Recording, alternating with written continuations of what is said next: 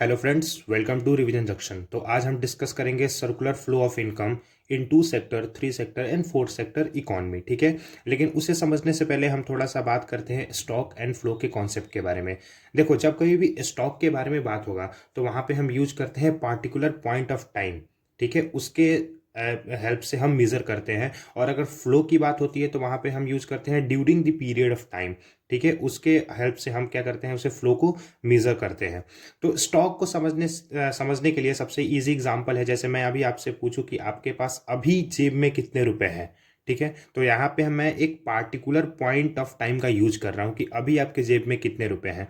जितने रुपए भी आपके जेब में अभी हुए वो आपके लिए क्या हो जाएगा, स्टॉक हो जाएगा। ठीक है, और अगर मैं आपसे ये बोलूँ कि अभी से लेके शाम तक या फिर रात तक अपने अपने डेली लाइफ में कितने रुपए खर्च किए, ठीक है, वो किसी भी चीज़ पे कोई कंजप्शन एक्सपेंडिचर हो सकता है या फिर कोई भी एक्सपेंस हो सकता है, कि आपने कितने रुपए खर्च किए, तो वो आपके लिए क्या हो जाएगा, फ्लो हो जाएगा। ठीक है, तो ये मतलब बेसिक डेफिनेशन है कि स्टॉक क्या होता है और फ्लो क्या होता है। तो जब कभी भी हम स्टॉक के बारे में बात करेंगे तो हम बात करेंगे पार्टिकुलर पॉइंट ऑफ टाइम के बारे में, और अगर फ्लो के बारे में बात करेंगे तो हम बात करेंगे during the period of time के बारे में। ठीक है, तो इससे ये पता चलता है कि जो स्टॉक होता है इसमें नो टाइम डायमेंशन होता है, मतलब कोई डायमेंशन यहाँ पे देखने के लिए नहीं मिल रहा है। मैं आपसे ये नहीं बोल रहा हूँ कि इतने बजे से लेके इतने बजे के बीच में आपके जेब में कितने रुपए पड़े हुए हैं।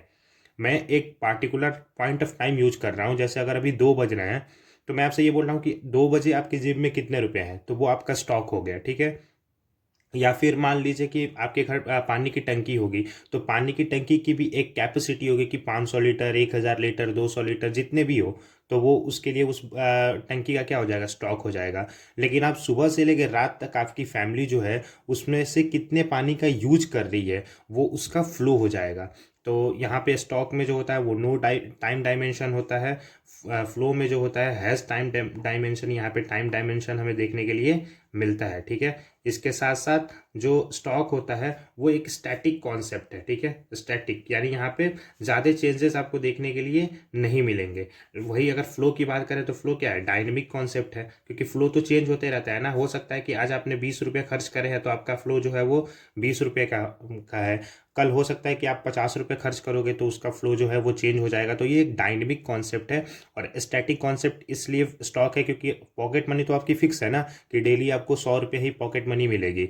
तो स्टॉक जो है वो स्टैटिक कॉन्सेप्ट है और फ्लो इसके साथ डायनेमिक कॉन्सेप्ट है। ठीक है, यहाँ पे क्या होती है, यहाँ पे हम क्वांटिटी के बारे में डिस्कस करते हैं, यानी एक पार्टिकुलर टाइम पे कितनी क्वांटिटी है। और यहाँ पे हम बात करते हैं कि पीरियड ऑफ टाइम में जो आपका क्वांटिटी है, इधर क्या होता है, वो तो या इंक्रीज होगा। ठीक है, हो सकता है कि आपके पैसे इंक्रीज हो जाएंगे अगर आप इन्वेस्ट कर रहे हैं तो, या फिर अगर आप कंज्यूम कर रहे हैं तो वो क्या हो जाएंगे, डिक्रीज हो जाएंगे। तो ये दोनों पॉइंट जो है आपको समझना है कि क्वांटिटी में जब चेंजेस आ रहा है तो वहाँ पे हम फ्लो के बारे में बात कर रहे हैं, और जब सिर्फ स्पेसिफिकली हम क्वांटिटी के बारे में बात कर रहे हैं at a particular point of time, तो इसका मतलब हम स्टॉक के बारे में डिस्कस कर रहे हैं।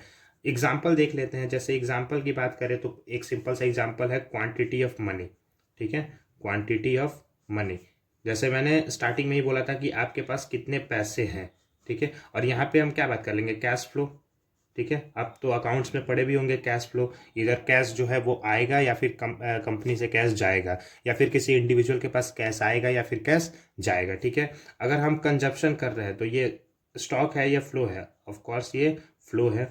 अगर हम इन्वेस्टमेंट कर रहे हैं तो यहाँ पे भी पैसा घटेगा या बढ़ेगा, तो ये भी क्या है, एक फ्लो का एग्जाम्पल है। ठीक है, वाटर जो है अगर टैंक में है तो ये क्या है, स्टॉक के बारे में बात करें, क्योंकि टैंक का एक जो लिमिटेड है वो कैपेसिटी है कि इतना ही पानी एक बार में आप स्टोर करके रख सकते हैं। लेकिन वही हम अगर बात करें वाटर इन रिवर, तो ये एक फ्लो का कॉन्सेप्ट है, क्योंकि उसे आप एक बार में बिल्कुल मेजर नहीं कर सकते कि अभी नदी में कितना पानी है। ठीक है, ये फ्लो करते रहता है। तो ये एक बेसिक जो था वो इंट्रोडक्शन था स्टॉक और फ्लो। फ्लो दोनों क्या होते हैं, दोनों के बीच में हम लोगों ने काफ़ी 4-5 पॉइंट का डिफरेंस भी समझा। अब हम बात करते हैं सर्कुलर फ्लो ऑफ इनकम, और साथ ही में हम डिस्कस करेंगे जो भी two sector, three sector, fourth sector economy में जो है वो फ्लो कैसे होता है इनकम का। ठीक है, तो सर्कुलर फ्लो ऑफ इनकम होता क्या है actually. Circular flow of income क्या होता है, एक मॉडल होता है इकोनॉमी में जिसमें जो भी मेजर एक्सचेंजेस होते हैं। अब वो मेजर एक्सचेंजेस क्या क्या हो सकते हैं, या तो वो हो सकते हैं कि फ्लो ऑफ मनी हो जाए, ठीक है, या फिर flow of goods and services हो जाए। ये क्या रिप्रेजेंट करते हैं? ये रिप्रेजेंट करते हैं कि क्या फ्लो हो रहा है सर्कुलर, और सर्कुलर फ्लो किसके बीच में होगा? किसी भी इकोनॉमिक एजेंट के बीच में होगा, इकोनॉमी के अंदर। अब सवाल ये आता है कि इकोनॉमिक एजेंट कौन कौन से होते हैं? तो देखो, किसी भी इकोनॉमी के अंदर एक तो फॉर्म हो जाएगा इकोनॉमिक एजेंट यानी बिजनेस फॉर्म जो है, दूसरा हाउस होल्ड हो जाएगा, तीसरा गवर्नमेंट हो जाएगा, और चौथा जो हो जाएगा वो रेस्ट ऑफ द वर्ल्ड हो जाएगा। जब हम केवल फर्म और हाउस होल्ड के बारे में बात करें तो इसे ही हम टू सेक्टर इकोनॉमी बोलते हैं, टू सेक्टर इकोनॉमी। और या फिर ये भी बोलते हैं हम इसे कि ये एक क्लोज्ड इकोनॉमी है, क्लोज्ड इकोनॉमी। अगर गवर्नमेंट भी इंक्लूड हो जाता है तो ये क्लोज इकोनॉमी ही रहेगा, ठीक है, क्योंकि यहाँ पे हम जो फॉरेन ट्रेड है वो नहीं कर रहे हैं, बाहरी जो कंट्रीज है रेस्ट ऑफ द वर्ल्ड है उनके साथ कोई ट्रेड हम नहीं कर रहे हैं। तो अगर क्लोज्ड इकोनॉमी की बात करें तो फर्म के साथ अगर हाउस होल्ड के साथ साथ गवर्नमेंट भी इंक्लूड हो जाता है तो भी वो क्या होता है? क्लोज्ड इकोनॉमी ही होता है। लेकिन जब सिर्फ ये दोनों इंक्लूड रहते हैं तो ये टू सेक्टर इकोनॉमी होता है, और ये सबसे simple form of closed economy होता है, simple form of closed economy. ठीक है, simple form of closed economy में कौन कौन से इंक्लूड रहेंगे? या तो फॉर्म इंक्लूड रहेगा और साथ साथ में उसके हाउस होल्ड इंक्लूड रहेंगे। ठीक है, हाउस होल्ड्स, ये दोनों जो है वो इंक्लूड रहेंगे। अब फॉर्म्स का काम क्या है? देखो, फॉर्म्स का काम क्या है? एक तो काम ये है कि वो प्रोड्यूस करे goods and services, goods and services, और प्रोड्यूस करने के बाद क्या करे? उसे sell them to, sell them to households. ठीक है, हाउस होल्ड्स को वो बेच दे। ठीक है, इसके साथ हाउस होल्ड क्या करते हैं? देखो, दो चीज़ें हाउस होल्ड, तो एक तो ओनर होते हैं, ये owner of factor of production, owner of factor of production. अब फैक्टर ऑफ प्रोडक्शन होता क्या है इसके बारे में अभी हम लोग जब फ्लो बना रहे होंगे सर्कुलर तो बहुत अच्छे से इसके बारे में डिस्कस करेंगे। वैसे आपको तो पता ही है कि factor of production land, labour, capital, organisation और टेक्नोलॉजी को बोलते हैं। ठीक है, एक तो ओनर भी हैं ये, और दूसरे इसके साथ साथ में क्या है? ये कंज्यूमर भी तो है। और कंज्यूमर किसके हैं? Consumer of goods and services के। ठीक है, जब कभी भी हम यहाँ पे सर्कुलर फ्लो की बात करेंगे टू सेक्टर इकोनॉमी में तो हम कुछ चीज़ें अज्यूम करके चलते हैं। और क्या क्या चीज़ें अज्यूम करके चलेंगे?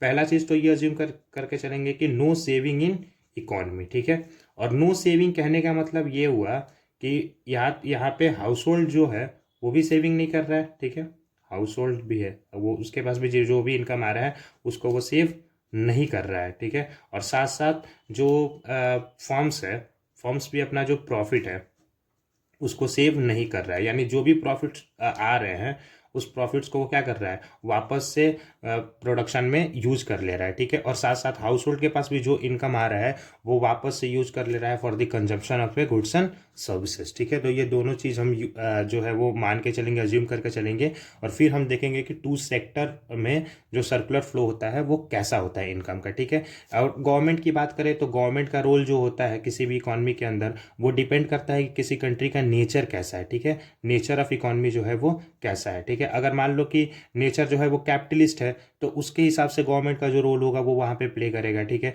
अगर नेचर मान लो कि सोशलिस्ट है तो जो जैसा रोल होगा गवर्नमेंट का सोशलिस्ट में वैसा प्ले करेगा। अगर मिक्स्ड है तो वहाँ पे गवर्नमेंट का जो रोल होगा, ठीक है, कैपिटलिस्ट और सोशलिस्ट दोनों को मिक्स करके कैसे लेके चलना है, कैसे जो रिसोर्सेज गवर्नमेंट के पास है उसे प्रॉपर अच्छे से यूटिलाइज करना है।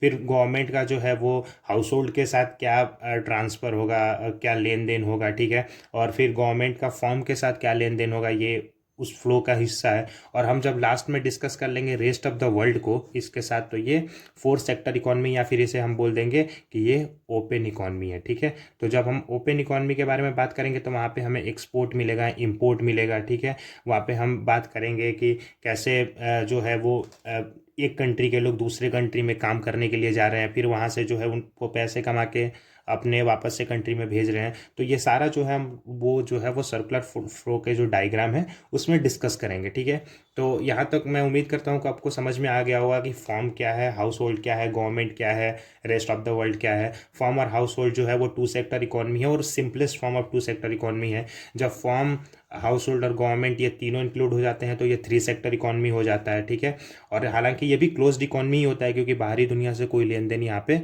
होता नहीं है। और फिर जब रेस्ट ऑफ द वर्ल्ड भी आ जाता है, इस इकोनॉमी का हिस्सा बन जाता है, तो यहाँ पे हम देखते हैं एक बड़ा सा ओपन इकोनॉमी। ठीक है, तो अब हम तो चलिए after understanding the economic agent अब हम डायग्राम बनाएंगे सर्कुलर फ्लो ऑफ इनकम का, ठीक है।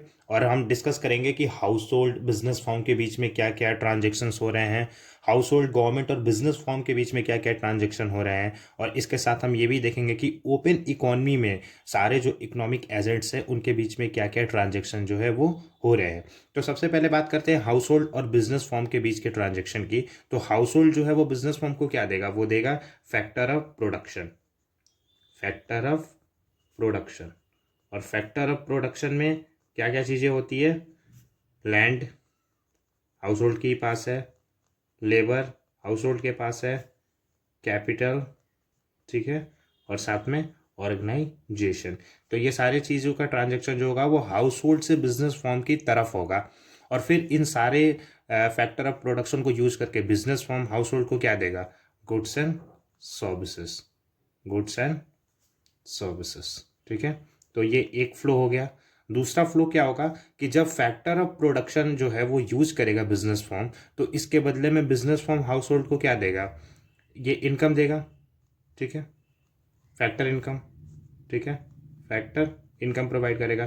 फैक्टर इनकम क्या क्या प्रोवाइड करेगा, रेंट प्रोवाइड करेगा, ठीक है, वेजेस प्रोवाइड करेगा, इंटरेस्ट प्रोवाइड करेगा, ठीक है, प्रॉफिट प्रोवाइड करेगा। तो ये सारे जो है वो फ्लो बिजनेस फॉर्म से हाउस होल्ड की तरफ होंगे। और साथ ही साथ ये हाउस होल्ड जो होगा इन सारे इनकम को खर्च करेगा, बिजनेस फॉर्म से जो भी गुड्स एंड सर्विसेज मिल रहे हैं तो इसको वो खर्च करेगा expenditure on goods and services. क्योंकि हम लोगों ने ऑलरेडी इसके पहले डिस्कस करा कि हम ये अज्यूम करके चलेंगे कि जो भी इनकम हाउस होल्ड को हो रही है वो सारे वो खर्च कर देंगे वापस से गुड्स एंड सर्विसेज पे, और जो भी बिजनेस फॉर्म को प्रॉफिट हो रहा है वो वापस से खर्च कर देगा for the production of goods and services. तो ये एक सिंपल सा जो है वो टू सेक्टर, जो सबसे सिंपलेस्ट फॉर्म है टू सेक्टर इकोनॉमी के, उसके बीच में ट्रांजेक्शन के बारे में यहाँ पे हम डिस्कस कर रहे हैं। तो अब यहीं पे ये जो ट्रांजेक्शन हो रहा है in two sector economy, simplest form of two sector economy, यहाँ पे दो टर्म जो है वो निकल के आते हैं। एक होता है रियल फ्लो, ठीक है, एक होता है real flow, I am sorry real income लिख दिया मैंने। एक होता है रियल फ्लो और दूसरा होता है मनी फ्लो। कभी कभी ये क्वेश्चन जो है वो एग्जाम में पूछ दिया जाता है 1 या 2 मार्क्स में कि रियल फ्लो क्या होता है और मनी फ्लो क्या होता है। तो देखो जब हम लोगों ने डिस्कस करा कि हाउस होल्ड से फैक्टर ऑफ प्रोडक्शन जो है वो कहाँ जा रहा है, फॉर्म की तरफ जा रहा है, और फिर फॉर्म से हाउस होल्ड को क्या मिल रहा है, गुड्स एंड सर्विसेज मिल रहा है। तो ये जो ट्रांजेक्शन हमें देखने के लिए मिल रहा है, ठीक है, जो पहला वाला ट्रांजेक्शन है, यानी ये जो पॉइंट है फर्स्ट ट्रांजेक्शन, फर्स्ट ट्रांजेक्शन, तो ये जो है वो है रियल फ्लो, ठीक है।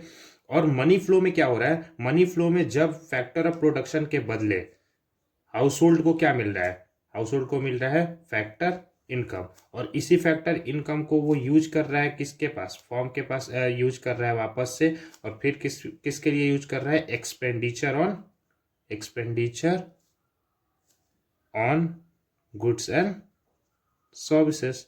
तो जब यहाँ पे दो, यही वाला जो मनी फ्लो है इसमें दोनों तरफ अगर आप देखोगे तो दोनों तरफ पैसे की ही बात हो रही है मनी फ्लो के अंदर। यानी अगर देखोगे तो फैक्टर इनकम ये भी पैसे के रूप में ही मिलेगा, और अगर हाउस होल्ड है वो एक्सपेंड करेगा गुड्स एंड सर्विसेज को परचेज करने के लिए तो वहाँ पे भी वो पैसे का ही यूज करेगा। तो जहाँ पे दोनों जगह पैसे का यूज हो रहा है वो मनी फ्लो है।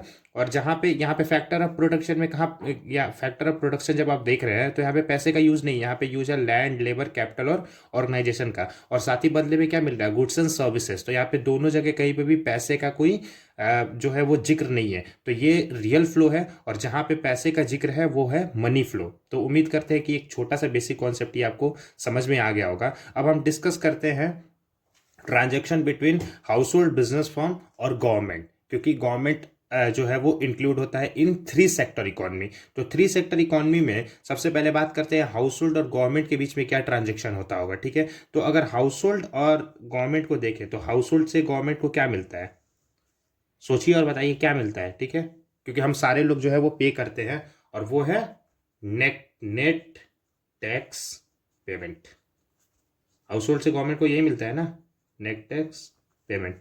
लेकिन बदले में फिर गवर्नमेंट को भी हाउस होल्ड, गवर्नमेंट से भी हाउस होल्ड को कुछ ना कुछ मिलता होगा, ठीक है। और वो क्या मिलता है, वो मिलता है जिसे हम लोग बोलते हैं ट्रांसफर्ड पेमेंट, ट्रांसफर्ड पेमेंट।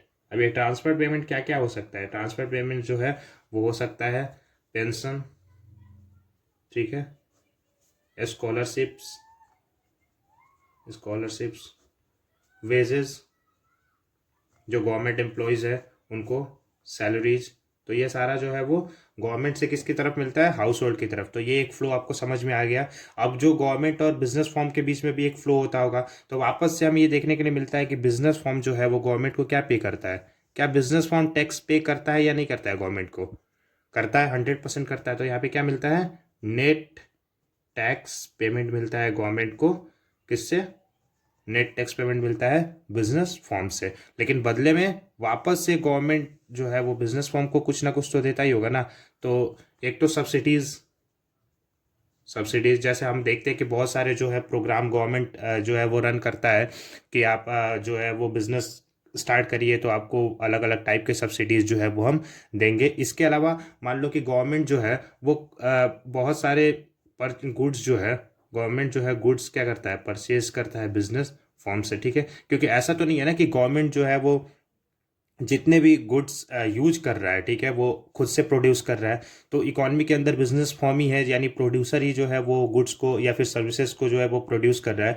तो इधर गवर्नमेंट को भी अगर यूज करना होगा उस गुड्स एंड सर्विसेज को, तो वो किससे परचेज करेगा? बिजनेस फॉर्म से परचेज करेगा। तो ये जो थ्री सेक्टर इकॉनमी है इसके बीच में ये सर्कुलर फ्लो होता है इनकम का, ठीक है। अगर हम ऐड कर देते हैं फॉरेन कंट्री को, तो ये पूरी तरीके से ओपन इकॉनमी हो जाएगी। और यहाँ पे हम डिस्कस कर लेते हैं कि हाउस होल्ड और फॉरेन कंट्रीज के बीच में कैसा ट्रांजैक्शन हमें देखने के लिए मिलता है। देखो, अगर हाउस होल्ड और फॉरेन कंट्रीज के बीच में देखें तो हाउस होल्ड से फॉरेन कंट्रीज की तरफ क्या जाता है? जैसे अगर हम लोग हाउस होल्ड है तो हम लोग अगर फॉरेन कंट्री में जा रहे हैं तो वहां पे क्या देखने के लिए मिलता है? यहाँ पे देखने के लिए मिलता है export of man power, export of man power, यही देखने के लिए मिल रहा है ना। क्योंकि अगर मान लो कि इंडिया से लोग गल्फ में काम करने के लिए जा रहे हैं तो यहाँ पे मैन पावर को एक्सपोर्ट कर रहे हैं। लेकिन बदले में फॉरेन कंट्री जो है वो तो हाउस होल्ड को कुछ ना कुछ तो देती होगी ना।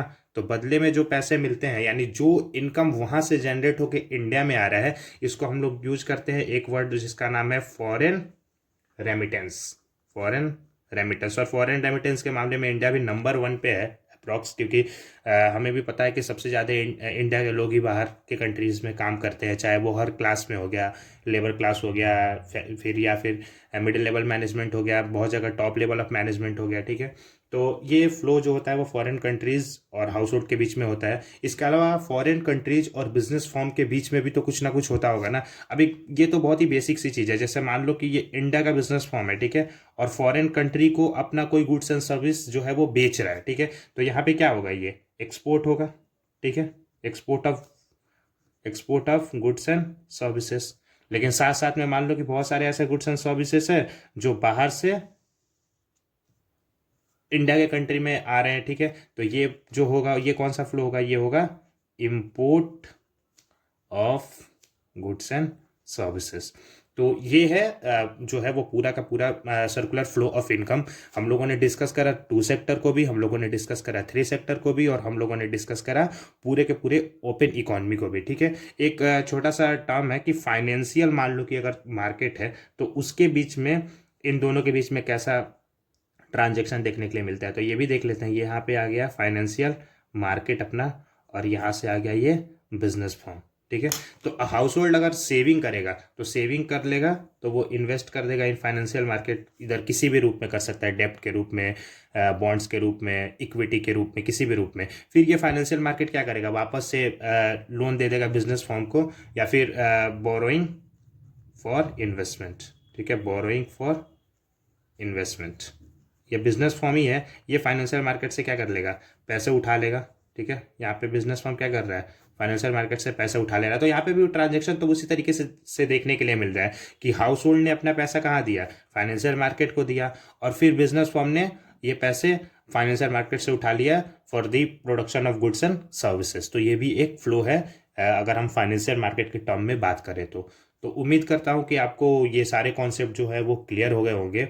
हम लोगों ने डिस्कस कर लिया 2 सेक्टर को भी, 3 सेक्टर को भी और 4 सेक्टर को भी। इसके अलावा हम लोगों ने डिस्कस किया कि रियल फ्लो और मनी फ्लो क्या होता है। तो जब कभी भी एग्जाम में आपको ये लिखना हो, ठीक है, तो सबसे पहले जो भी इकोनॉमिक एजेंट होंगे, जैसे मान के चलो अगर 2 सेक्टर इकोनॉमी से क्वेश्चन आ रहा है तो आप हाउस होल्ड और बिजनेस फर्म इन दोनों को थोड़े थोड़े पॉइंट में जो है वो एक्सप्लेन कर देना, जैसे मैंने इसके पहले अर्लियर पार्ट में किया था। और फिर आप जो है इस फ्लो को दिखा देना with the help of diagram, ठीक है। और डायग्राम बनाना तो बिल्कुल मत भूलना। और साथ साथ डायग्राम बनाने के साथ साथ अगर आप रियल फ्लो और मनी फ्लो इन दोनों को डिस्कस कर देंगे तो आप समझो कि सोने पे सुहागा कर दोगे, ठीक है। इसके आगे वाले वीडियोस में हम डिस्कस करेंगे मनी के बारे में, बैंकिंग के बारे में। और आज के वीडियो में फिलहाल इतना ही, तो मिलते हैं नेक्स्ट वीडियो में। Thank you for watching.